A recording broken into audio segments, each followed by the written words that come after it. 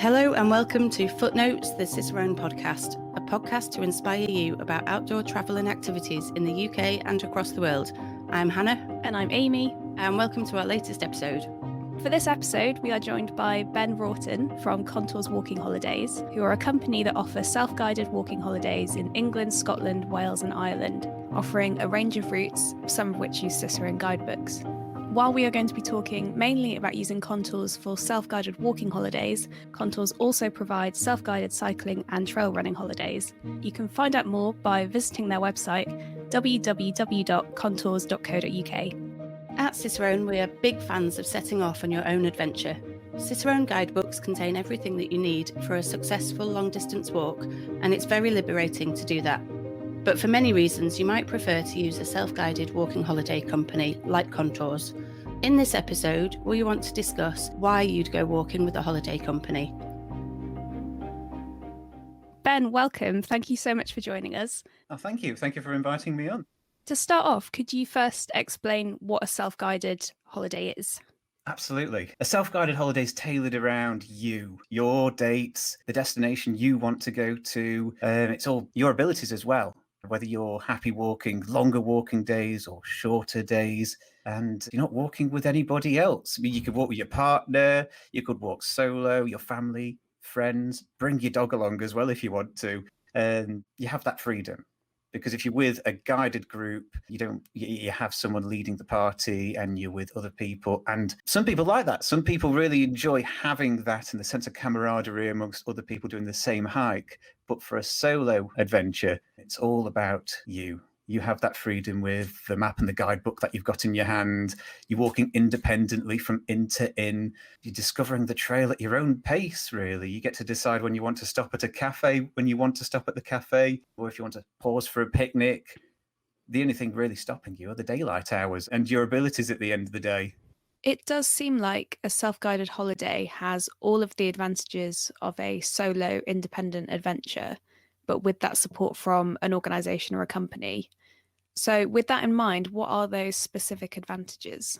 It sounds like you'd be unassisted on a solo or a self-guided holiday, but that's quite the opposite. With a company like Contours, you have included with our holidays an out-of-hours telephone service where you can always contact us here at Contours and speak to somebody, whether we're having our Sunday lunch or it's getting on a bit in the night. You've always got someone to speak to at Contours if you needed any assistance or advice about the walking day ahead, if you had any questions to your accommodation. You've got that bit of assistance if you needed it. But at the end of the day, you have to have the confidence to go out and hike day to day, inn to inn, B&B to B&B, by yourself with the map and the guidebook in your hand. So some navigation skills are required. It does depend on which holiday you're going on. Like a national trail has slightly easier navigation because there's so good signposting on those walks, like the Hadrian's Wall path, for example. Well, you not only got signposts on that, you've got the actual wall itself and the museums to use as landmarks whilst you're walking from village to village. But other walks, you do need to have that navigation skill, like using a compass, having that confidence as well. But being part of a bundled together service from Contours, I hope it helps.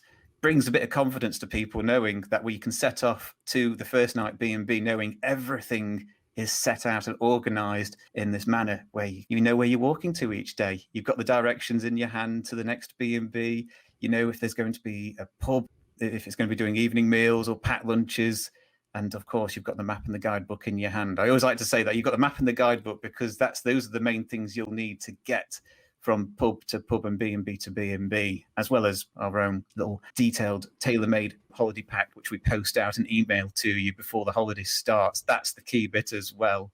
It's almost like you're doing your own trip. You're on your own and you're walking on your own and you can choose when to stop for lunch when it suits you. But it's almost like you've got a PA or someone who's just kind of gone away and organised the sort of more boring bits in the background. That's right. We don't pick our holidays off a shelf. There isn't like a shelf where we've got all the B&Bs pre-booked and we're just waiting for somebody to book a date for the 21st of August. As soon as the holiday booking comes in, it's tailored around your date and we start booking the accommodations from the get-go once the holiday booking has come through. But it's not just the accommodations, it's also the luggage transfers, because you don't want to be carrying your own bags. Some people love carrying their own luggage on their back. It helps to make the holiday feel a little bit more rewarding. But included as standard with our holidays are the luggage transfers. We just look forward to hearing from people what their idea of a walking holiday was going to be for them. And you can pick a holiday off our website. We've got loads of options. I think it's over 100 walks we do, from the national trails, Scotland's great trails as well, and some of the more well-known ones like the Cumbria Way, which isn't a national trail, but that's a really good one. It almost feels like a national trail when you walk in the Cumbria Way, the amount of signposting on it and the amount of people who do the Cumbria Way as well. You walk into a B&B and they're going, so are you doing the Cumbria Way? It's brilliant. They've got loads of trails like that, and also some lesser known trails which people might not have heard about, like the Mendip Way, Coleridge Way. You obviously do cover a huge range of routes. Is it possible to tell us which are the most popular ones, or is that too difficult? Oh, yeah, I can share those, yes. No, the national trails are some of the more popular trails, like the Hadrian's Wall Path. The West Highland Way is particularly very popular because of the seclusion you're going to be getting on that. Something I can see being quite popular when the lockdown's lifted, wanting to escape these 4 walls and go into somewhere nice. And the Scottish Highlands, that's probably the best medicine you could probably go for at the moment. There's also some of the trails like the Coast to Coast, which isn't a national trail.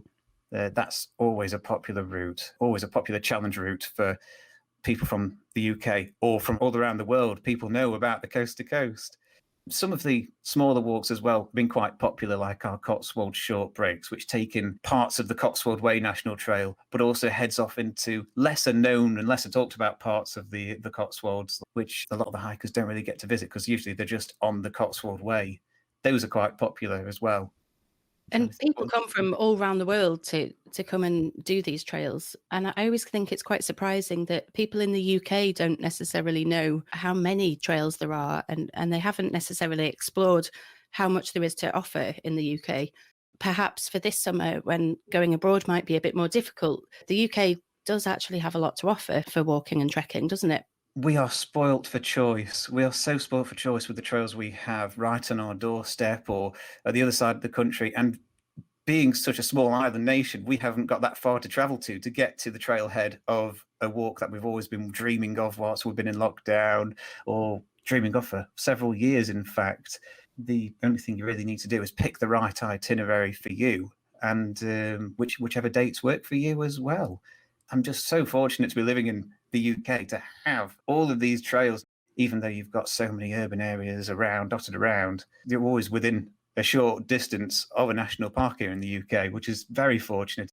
We do have people ring up saying, so do you do any holidays that aren't in the UK? And I reply with, yes, we got Ireland as well. And I don't want to forget about Ireland, because those holidays we do, I think we do the Wicklow Way, which is near Dublin, and 2 holidays in County Kerry, the Kerry Way, which is a similar route to the Ring of Kerry, famous road which goes around, and the Dingle Way. And those 2 are very different walks from how close together they are. One's more of a kind of well-known touristy bit of Ireland, and then hop across this little spit of water, and you're on this peninsula, which is a more of traditional island. I'm very passionate about the Irish holidays, as you could probably hear.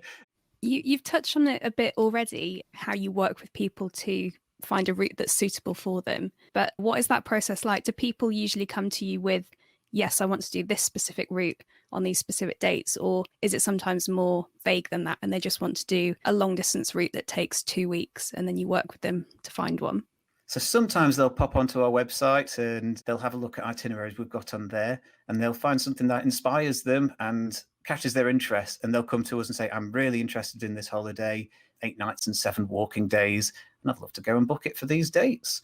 But sometimes we have people who are not quite sure where they want to go. They know they're happy walking about 10, 15 miles a day, and they want to go walking for 2 weeks, but where's best for them? And usually that gap of 10 to 15 miles a day, just as an example, is the absolute most they'll be probably wanting to do. They don't want to go over their head and do something they're going to be regretting. They want to have the holiday tailored. So they're wanting to make sure they're not biting off more than they can chew, really. So we get those as inquiries as well, so we can try and find the right holiday for them and tailor it as best we can as well. But sometimes also they come to us and just say, yes, I'm looking for a holiday. Usually it's the first time they'll be going on a holiday like this. I was going to ask, actually, as you were talking, I was thinking, is it usually first-time trekkers that come to you at Contours?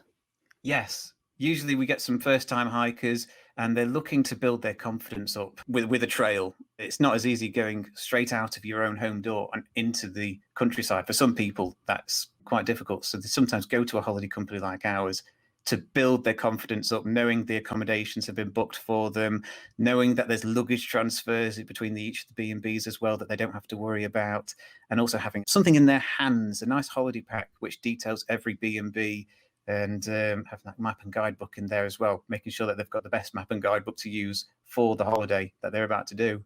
I wonder whether this summer, with the complications that the pandemic has brought us, whether you'll see more experienced trekkers use your services, because there's so many more things to be mindful of when booking a trip this summer. There might be accommodation that has to close last minute, or there might be all sorts of things that don't normally happen. I mean, the pandemic has caused some challenges to arranging these holidays. First and foremost, making sure the accommodations that we're booking have the right measures in place to look after their guests safely, whether that has involved them closing down a certain number of rooms or making sure that breakfast time is staggered. We want to relay that to the clients when they're booking the walks, so we can tell them, yes, these accommodations, they're looking forward to meeting you. It might not be as much of a welcome as it was before the outbreak, where they might come down and give you a handshake or a hug and give you some tea and a cake. It might be a bit of a less of a warm greeting from a distance, but staying at the B&B's going to be safe because they've taken the appropriate measures. And of course, booking with a holiday company, should any of the accommodations we've booked come to us and say, sorry, we've got to close for that weekend, then we can always find the next best accommodation for that stop. And obviously keep the client updated to make sure that they're going to be walking to the right accommodation. That seems like such a big advantage, because if you're out on the trail, when you're doing it on your own independently, you get called by the B&B and then suddenly you've got to personally start ringing round and finding somewhere else to go. And you're probably in an area of the country that you don't know particularly well, so you might not necessarily even know where to start. So the fact that there's a company who can do that for you at the moment. Yes, we're a small team here at Contours. We're only about 20 of us, but our colleagues who do the booking, they're all specialised in their own geographic parts of the UK. Like we have someone who specialises with Scotland, someone who specialises with the southeast of England and the southwest. And should that happen, it rarely happens where we have an accommodation contact us with such short notice and say, sorry, we've got to close. It's very rare. Even when we were doing holidays last year over the summer, it was quite a rare occasion where they'd contact us with such short notice to let us know that they're having to close. But if that does happen, we do have a lot of knowledge here at Contours, so my colleagues can find those next best accommodations without having to get the client to exhaust all of their options. If you were walking out there and something was changing with your itinerary, we'll let you know ASAP straight away. One thing that can happen with people booking their own trail is that accommodation providers want you to stay for 2 nights as a minimum. As a company, do you have the strong relationships with the accommodation providers so that you can negotiate around that sometimes? That's one of the many brilliant things we've got here at Contours, where we're building up such lovely rapport with these B&Bs all across the UK. And sometimes we do encounter places where they've got 2-night minimum stay at weekends. Sometimes it doesn't work out for the itineraries that people are hiking, where they're only going from one B&B to the next B&B. One of the benefits, we're contacting these accommodations pretty much every week, really, through the year, is that we do build up a lovely rapport with them. One of the things that's really hurt us is talking to the accommodations over the past few months where they've had to close and hear the stories about how they might not be reopening over the pandemic. It is quite uncommon to have stops, like an entire stop that is a 2-night minimum, because we've got a lovely team here at Contours that research all of our holidays, and more than 100 holidays that we arrange, and each of those holidays have different stops. They research the list of accommodations and give us as much information as possible, saying if this accommodation does 2-night minimum at weekends, or if this accommodation does 2-night minimums all the time for a stay. And then there are a few accommodations as well who do accept 1 nights at busy weekends after building up a lovely relationship with them over the years. The 2-night stays is always a bit of a tricky question because sometimes you can't really help it. You've got to respect if the accommodation wants a 2-night stay. You can't really force them to accept the 1-night stay. If it isn't possible for an accommodation provider to offer a one-night stay, what do you suggest that people do? Do you suggest that they take a rest day, or do you have a system with transfers where they'll walk the rest of that day and then you'll take them back and then move them on again in the morning? You've got that correct, actually, yes. Sometimes if we know there's going to be a busy weekend, for example, there's a lot of B&Bs in Keswick which prefer the 2-night stays at weekends, especially during the festival season, like the Mountain Festival or the Jazz Festival. Sometimes we go back to the client and say that's a potentially busy weekend, and we can see how to try and tailor their holiday a little bit further so they arrive in these towns and villages during a little bit of a better time. But sometimes where we've got a stop after that walking day to that popular village, which is busy at a weekend, wanting 2-night stays minimum at weekends, then we sometimes include a taxi transfer back if we have to. So you do get to stay for the 2 nights. We rarely go back to the client and ask them to squeeze in an extra night. I don't think that's fair on the client for us to kind of go, well, you can stay in this village, but it's going to have to be an extra night. That rarely ever happens. But sometimes we do see clients looking at those busy periods before and thinking, I'd quite like to spend an extra night there. And if we do go back and say, oh, that arrival in Keswick is during the Jazz Festival, sometimes we'd either say the availability is not looking good, we might have to look at different dates for your holiday, or they may decide themselves, I'd quite like an extra night and see if we can explore this Jazz Festival. And we include taxi transfers as part of the holiday. So there's no extra cost involved. If there does have to be a transfer back to a previous night B&B, that's prepaid and pre-arranged by Contours as a complimentary service. So there isn't going to be an extra bit on the invoice saying, oh, there's going to be a transfer on that day, we're going to have to bill you for that.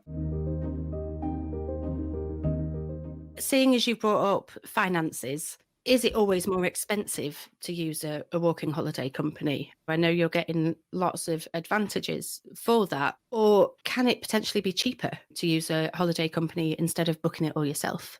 It does have the benefits of saving you time arranging the holiday. As soon as you booked the holiday, you put down a deposit for the holiday, and then we start securing the accommodations and arranging the luggage transfers for your dates. In terms of cost, it does have an added cost with us arranging the holiday for you, compared to if you were going to go out there and arrange it yourself. But we do have special rates with some B&Bs, special rates with some luggage couriers as well. But it's a complete solution, isn't it? So you might be paying a little bit extra, but you've got that peace of mind of just knowing that, you've just got to turn up with your pack and walk to where you're told to walk, and everything else will be taken care of. Peace of mind is the right word, in fact, yes. There is that little extra cost of us arranging the holiday for you, but there are ways you can potentially make the holiday cost a little bit cheaper, like we have group discounts. We have a loyalty discount scheme as well. If you're booking more than, I think it's your 3rd holiday, your loyalty scheme starts. And also we have a refer a friend scheme as well. So you can get a little bit of extra money off your holiday if you've been referred to us from a friend, or if you refer a friend to us. We do have something to just help bring the holiday cost down for you. We also give vouchers for completing feedback forms if you've finished the holiday and you need to share your experiences of the accommodations. That always helps us. The one thing that I really wanted to ask you about is you offer dog-friendly holidays. It can be quite difficult to do a long-distance trek with a dog. So how do they work and how popular are they? For 2 dogs as well, because you accept 2 dogs on yours. So I've got 2 dogs, and I know that there's loads of places where I can take 1 dog, but there aren't actually very many where I can take both of them. Yes, we love the dog-friendly holidays as well. But the unfortunate thing is we can't do dog-friendly holidays on every trail. That's part of my colleagues' research into all the different B&Bs and our walks, because not every accommodation likes to have the dog staying in the same room as you. And those are the accommodations that we're looking for our dog-friendly accommodations, making sure that you and your dog can stay in the same room rather than staying in a kennel or in the garage or anywhere else. That's the part of the holiday that you want. You're going on holiday with your dog. Why can't the dog have a holiday as well? Yeah, they are quite popular. And we do have a list on our website of our dog-friendly holidays you can look at rather than having to scroll through the entire website to make sure there's the little dog paw print next to the holiday. I was having a look and it was just making my wanderlust even worse. Oh, no. The dogs along the Arran coast instead of around Lancaster. I know. That's a lovely one to the Arran coast as well. No, that's a good dog-friendly one to go for, actually. I mean, you've got 2 dogs, lovely. One thing that obviously going through Contours holidays, one of the benefits is that we know which accommodations are happy with 2 dogs in one room. So that's a lot of time saved rather than contacting so many accommodations if you were doing it yourself for them to tell you, no, only 1 dog per room, I'm afraid. Our exhaustive research that we've done to make sure that we know which accommodations are the dog-friendly ones. There is an extra supplement cost attached to our dog-friendly holidays, but that covers any costs that the accommodations set for having the dog in your room, and also includes an extra piece of luggage for the dogs as well. So typically it's 120-kilogram bag per person included with our holidays. With the dog charge, the dog gets an extra 20-kilogram bag. And we can still tailor the holidays further if you were thinking, well, that's a bit overkill. I think I can squeeze the dog's bed into my own bag allowance. Or if you were thinking 1 bag between the 2 dogs is more realistic rather than having 1 20-kilogram bag per dog, it's something we can tailor further when you book the holiday with us. And we can change the invoice for you as well. I've got a question that I know some of our listeners will be desperate to ask. In terms of accommodation, do you have to stay in B&Bs and hotels, or can you choose to camp and have your camping kit transferred so that you can just walk with a day sack, but you can camp on the stops instead of living it up in a hotel? Now, that is another thing. I'm quite passionate about the camping side of things because most of the long distance walks I've done have been wild camping and having my bag on my back and pitching up a tent at the end of the day. But with Contours, it's only B&Bs, pubs and hotels. We don't do luggage only. It's luggage and accommodation we arrange, or on some occasions, just the accommodation if you're planning to carry your own bags. But we don't do the camping side of things, I'm afraid. It is something we may be looking at in the future. You never know. But at the moment, it's just the accommodation side of things with the luggage transfers included. There are companies that do just luggage transfer, aren't they? That's so right. If that's the sort of thing you're after, then, there are providers for that. It is, yes. We've been perfectly fine recommending, if we can't do it, recommending what the other options are. But sometimes it's not as easy as that. I don't think there's a dedicated courier for the Offers Dyke Path. I could be wrong, you never know. But there's different holidays out there where we arrange the luggage transfers with local taxi companies, which, if you're doing it by yourself, can be quite costly and could take a long time to arrange yourself, telling each taxi company, I'd like to have these bags moved from this B&B to the next B&B. So that's another one of the benefits with Contours, doing the luggage transfers for routes which are a bit lesser known, or trails which don't have a dedicated courier involved. We can always include those bags to be moved. I think that after the year or so that we've had, I think getting away to a really quiet walking trail and walking for a couple of weeks is going to be people's idea of paradise. And, people who know Cicerone and who know Contours, listen to the podcast, they're probably already thinking that. But I think there's going to be a lot of new people who've got into walking for the first time. They've been walking on and off throughout the lockdowns, and then they're maybe looking to actually develop their walking and to do a proper walking trip. So yeah, hopefully it'll be a good summer for Contours if you're able to run trips. We have started taking new holiday bookings with a start date of April onwards for this year. Obviously, we'll be keeping our clients updated if April is a no-go. But we have started taking bookings for this year, and everyone needs to get back outside afterwards, because I just always say it, hiking, running and cycling is good for the mind and the body. Going for these walking holidays is just absolute bliss for the mind. After spending so much time spent indoors, we need to go on a holiday, whether it's a self-guided holiday like this, to just get in tune with what's outside our 4 walls. It's been such a difficult time for all of us, and we do deserve to get back out there. There's something so therapeutic, I think, about just getting up in the morning, having your breakfast, setting off on a walk, stopping for lunch, and then walking a bit more, and then having dinner, and then sleeping really well because you've been walking all day. And you don't have to worry about loads of those things that we've been all worrying about. I think there'll be a lot of people that will be really keen to get back out and walking. I mean, they've spent all this time thinking about walking holidays I've arranged previously, the walking holidays I've been on, and it's just helping me just get through this. And for some people, they haven't had that opportunity. One of the things that we did a couple of years ago is at our Stylefree holidays, or miles without styles. That was quite special for me, just having holidays available where you can book this holiday knowing there's not going to be many obstacles, or any obstacles really, like gates and stiles. So those with disabilities or problems climbing over stiles can go on a holiday like that. A self-guided walking holiday, some people have this image of just slogging through the Pennines, but if you've booked the right holiday and the right distances each day, it's something special. And it's not just getting from A to B, it's everything in between. It's the previous day, it's the next day, it's the people you meet along the way. Again, it's a self-guided holiday, but you do get to meet all sorts of people out there. The B&B hosts, you can get a great sense of camaraderie in the pubs, and then you get to spend a good bit of time talking to people doing a similar walk to you. You're actually lucky that you have done quite a lot of the Contours holidays. Which ones have you done, and which one, if you can choose, which one was your favourite? I had a good think about this before, and I was thinking, how many of them? I think I've done about a quarter of the ones we've done over the years. And I've only just turned 30, so I think that's a pretty good number, but I'm going to try and get that number much, much, much, much higher in the future. I've done the coast to coast. The coast to coast was just so good. I've got so many fond memories of that. And that's one where we camped and did bed and breakfast along. I absolutely recommend bed and breakfast the entire way. You need a good B&B at the end of those walking days. We'll try to do it in 12 days. I'd say if you're thinking about it, maybe think about more like 14, 15 days. I think we go up to 18 walking days for the coast to coast if you were really wanting to take it safely and just take your time and soak in the environment. But for 12 days, we had a bit of walking from Borrowdale to Patterdale in one day. And we got caught in the most horrific weather I've ever known, never mind in the Lake District, where the Lake District has this completely different climate to the rest of the UK. We had sideways rain, and we're going up over, going up to Lining Crag and over Grenop Edge into this big boggy bowl. I could not see hardly anything around me. All I could see was my feet sinking into the mud.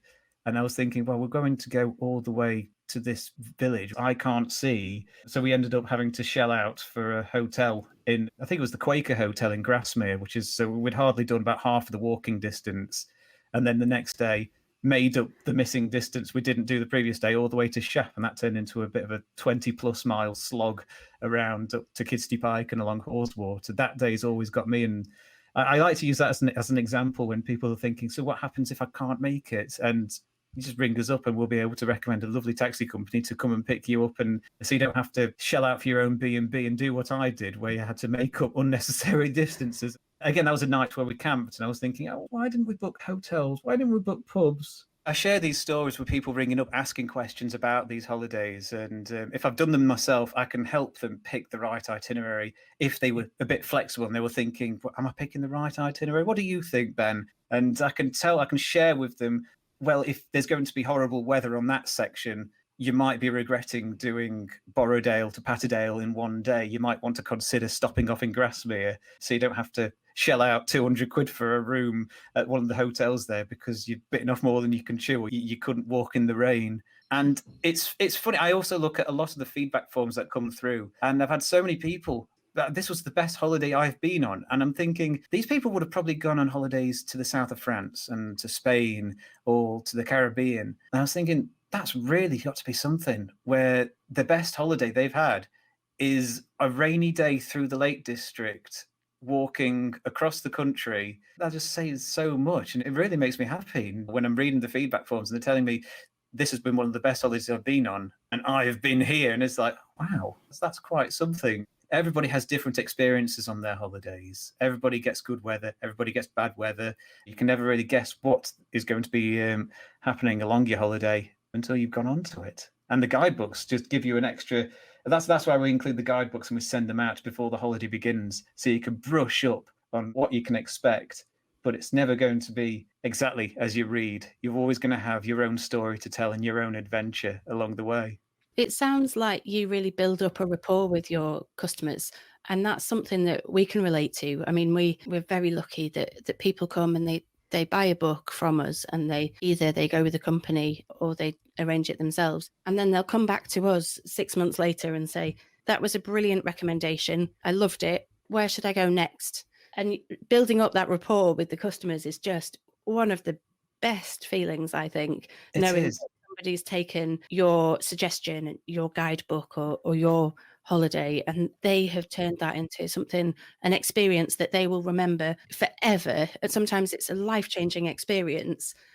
Finally, quick question from me. You do also offer cycling and trail running holidays. I'm assuming that they function in a very similar way as your walking holidays, but is there anything different there that might be of interest?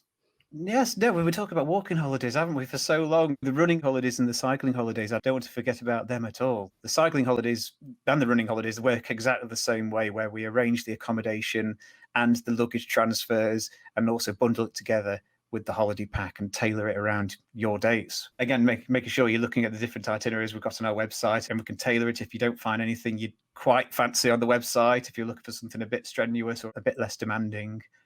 For the cycling holidays, we make sure, again, that the accommodations are happy with the bikes being kept. We've got cycling storage as well. That's a massive benefit, because not every B&B has that. Not every B&B has the facility to look after a bike whilst you're staying at the B&B. So that's something that helps us tailor the holiday a bit further for the cycling holidays. And again, for the running holidays, it's making sure we offer a diverse range of itineraries. We've got the nice, less strenuous ones where you're looking at maybe about 12 miles a day running if you're just getting into running holidays, rather than just going for a run in the park where you're confident and you know where you're going. Starting on a running holiday, you're going to have to look at your map and the guidebook and the compass if needed, and scrutinize the guidebook to make sure you're on the right path whilst you're running. Or we're tailoring holidays up to 40 miles a day for some people because they're happy running that distance. Since working at Contours, I've been sent out, I think it's about 4 or 5 times, to write up and check route notes for trails that we've devised here. We've got stuff in the Lake District. I've been to the Lake District so many times to check these route notes. That's what we do here at Contours. If you've got the confidence to go out and check the route notes, we sent some colleagues out to make sure everything's still correct. We haven't done it, obviously, in quite a long time because of the outbreak, but it's one of the benefits for working at Contours is that Karen, our director, likes to make sure that her staff are well tuned with the great outdoors. Again, something quite special to us. It's our 25-year anniversary this year. There could have been better ways to celebrate the anniversary, because we would have had cake in the office. We would have dressed up the dogs. We would have gone out for a big company hike together and celebrate, because we've been set up since 1996. When I first started working at Contours, I remember the director, Karen, she's got such a long history in hiking. And she originally, before she was doing the hiking, because we used to do guided holidays as a company. And I've been trying to imagine, well, could I lead a group? Or am I better off arranging them as a self-guided basis? But she started with the guided holidays, and she used to be as part, I think she used to volunteer for Penrith Mountain Rescue before she started the company as well. So she's got a huge background in the great outdoors, and she's shared a lot of that knowledge to us to help tailor these holidays as best we can. That's what we've been striving for since 1996, trying to be the best value self-guided holiday company in the UK and Ireland. It's over 100 holidays that we offer, and I've probably said that so many times. I'm so sorry, but it's just every day I'm looking at something new, and I'm looking at a different holiday, which is brilliant. Ben, thank you so much for joining us to talk all about Contours and your walking holidays. I'm sure, like a lot of our listeners, I am desperate to just get outside and go somewhere after that conversation. And I know that's how both of you feel. So fingers crossed we can do that sometime soon. It's been an absolute pleasure. Thank you so much, Hannah and Amy. I'm just going to have to look forward to bumping into you in the Lake District when I finally get to go out and have a walk there. Yeah, absolutely. Or I'll be on the Arran Coast. The So Arran Coast, yes. With your dogs. Yes. Thank you so much, Ben. Thank you. Thank you so much. Thank you for listening to this latest episode of Footnotes, the Cicerone podcast. Let us know what you think by leaving reviews on your podcast platform or emailing us live@cicerone.co.uk. We'd really love to hear from you. To keep up to date with the podcast, please follow or subscribe on your favourite podcast app or provider. You can also listen on the Cicerone website, www.cicerone.co.uk, where you can browse our full range of guidebooks, read our articles, or sign up to our newsletter. We'll be back in a couple of weeks. So in the meantime, search for @Cicerone Press on Facebook, Twitter, and Instagram.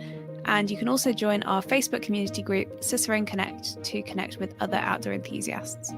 Thanks so much for joining us, and we'll see you soon.